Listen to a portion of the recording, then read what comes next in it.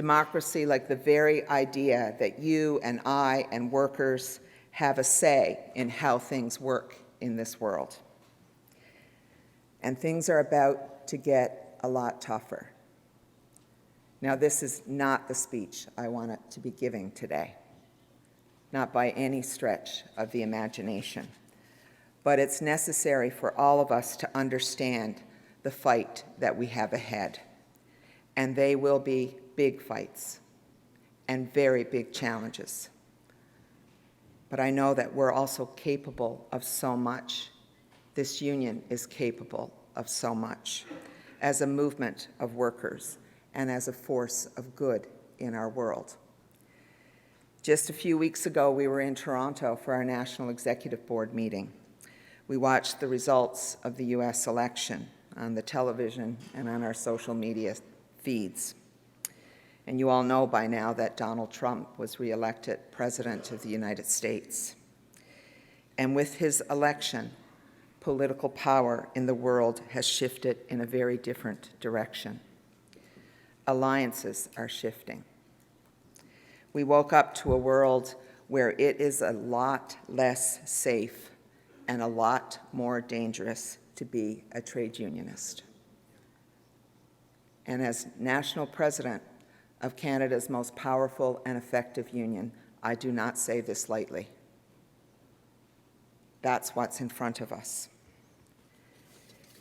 I know you remember the first Trump term.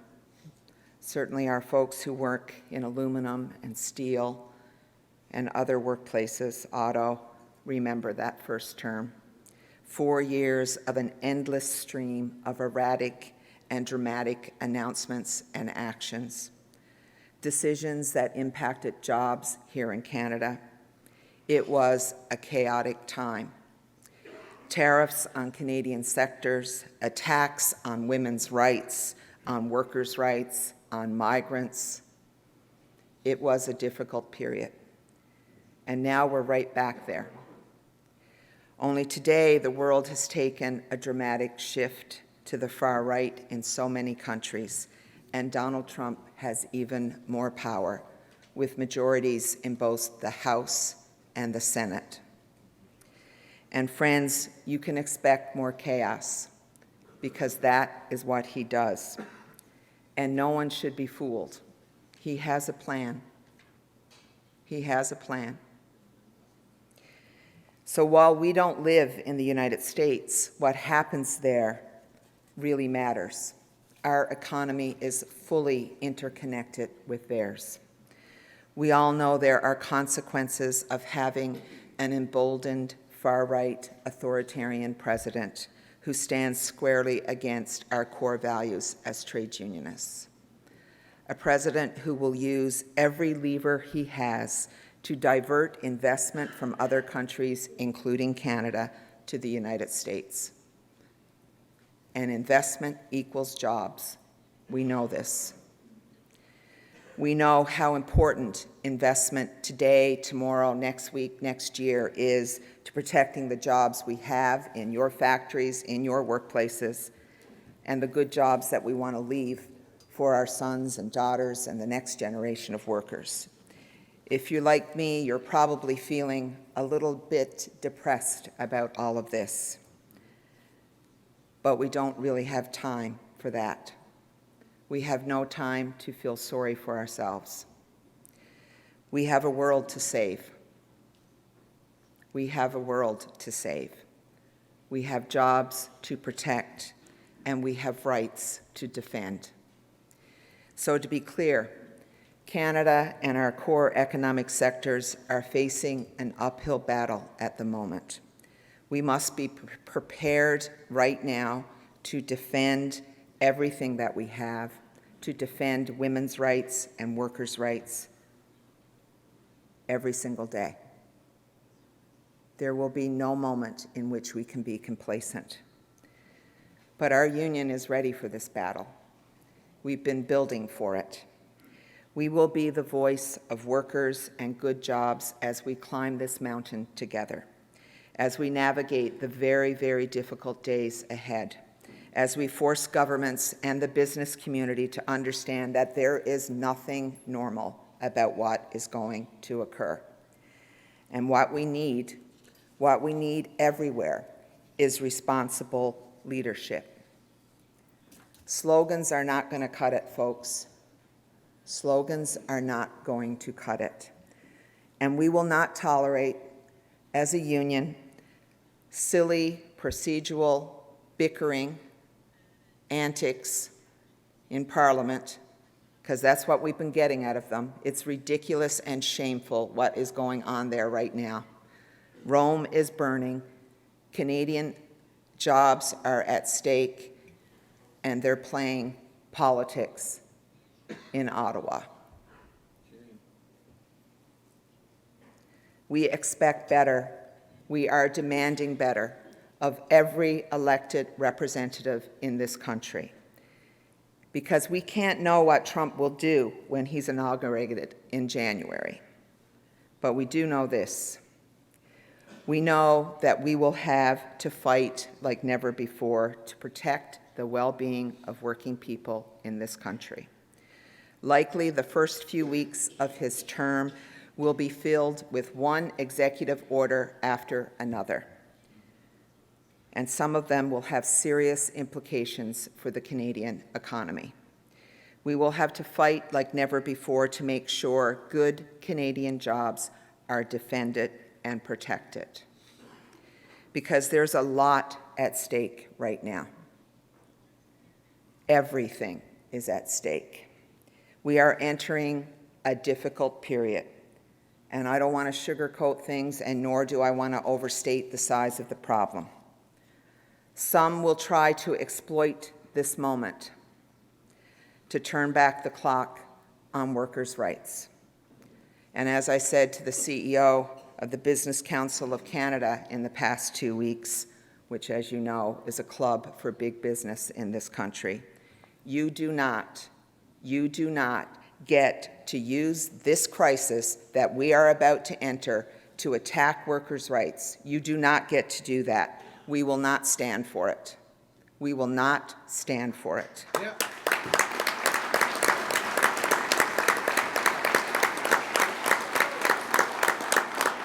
Within hours of Trump being elected, the Business Council was out on the news saying, there's one way to solve this problem. We need to get rid of the right to strike in Canada. Yeah. That's what we're dealing with right now.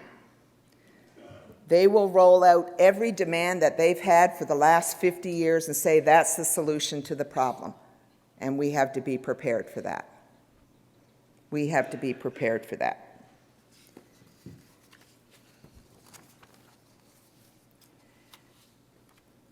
So I've got a message for these business groups besides right off.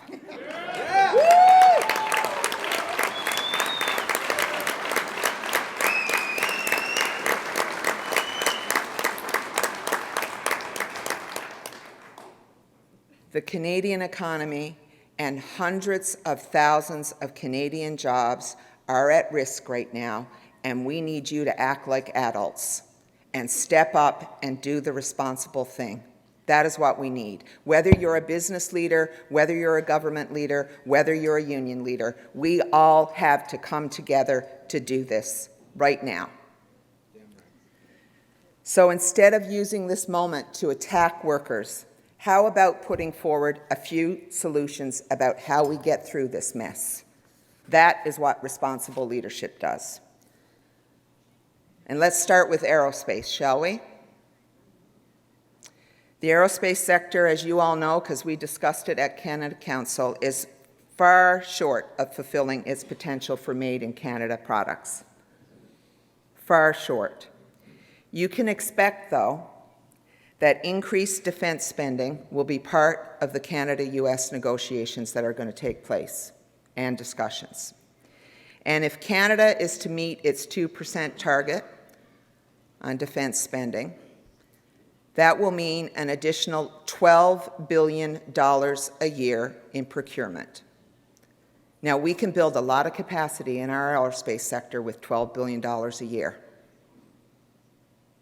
And we've got a plan and we've got a policy. So we have to make sure that we are benefiting from whatever dollar is going to be spent federally and provincially in the days and months and years ahead. We're going to have to hold them accountable to make sure that Canadians benefit from that. And you can bet the auto sector will be front and center in these trade talks too. It employs, as you know, tens of thousands of Canadians, many of them members of our union. It is the most highly integrated sector with the U.S. economy. Tariffs on Canadian parts and vehicles will hurt jobs, it will kill jobs here, and it will increase the cost of goods for consumers in the United States. But in the short term, none of that will matter. None of that will matter to Trump because his job here is to create chaos and fear and drive investment to the United States and out of Canada. That is what the real play is, and that's dangerous. The telecommunications and media sectors are already going through their own challenges, and a trade war will make things that much harder.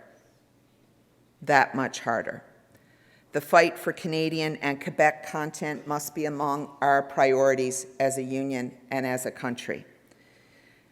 And I know that this room would be sympathetic to what's at risk if Canada loses out on its ability to protect and promote its culture in French and in English. Yes, we could be facing threats to our very ability to create cultural content, to promote it, and to learn from it. So let's not forget to talk about that with the current government and ensure that they are defending, for example, Radio-Canada here in Quebec. The forestry sector, the sector that takes up so much space in my head and my heart as it does for Danielle, the sector where so many of the people from my hometown relied on for their livelihoods, for good livelihoods. It's hurting on many fronts right now. A shortage of fiber in some parts of the country, corporate concentration, which is just getting worse by the day. Everybody in the forestry sector is reading the news this week. A lack of investment, wildfires, climate change, caribou protection, and other environmental factors, increasing energy costs, and softwood lumber tariffs.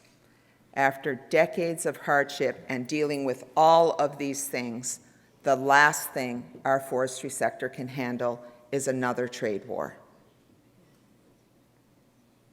The last thing. As you know, our union has been very active calling on all governments, federal and provincial, to develop and implement and coordinate, as they're doing it, industrial strategies to build what we need here in Canada. And you heard Alain talk about it at the mic this morning. To build trains and ships and buses and trucks at PACCAR and subway cars.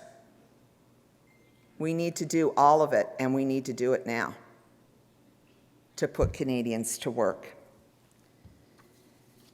Friends, we might be a medium-sized economy in this world, but we are a big country, and we have leverage, and we need smart people to figure out what that leverage is. We have strategic things that the United States will need as they develop on the world path that they're on at the moment. They will need our energy and electricity. They will need Quebec's electricity. They will need our critical minerals. They need our steel and aluminum. They need it to feed their economy. They will need it for their own national interests and security. So we've got to step up here as a nation to make sure that we're doing everything we can to protect Canadian jobs. And my message to the Government of Canada and to every single politician is the same, and yours should be too. Put aside your partisan hats. Put aside your differences. Put aside your petty politics. Put aside your slogans, and let's get to work. We have a strong economy in this country, and we need to keep it that way. We need to keep it that way.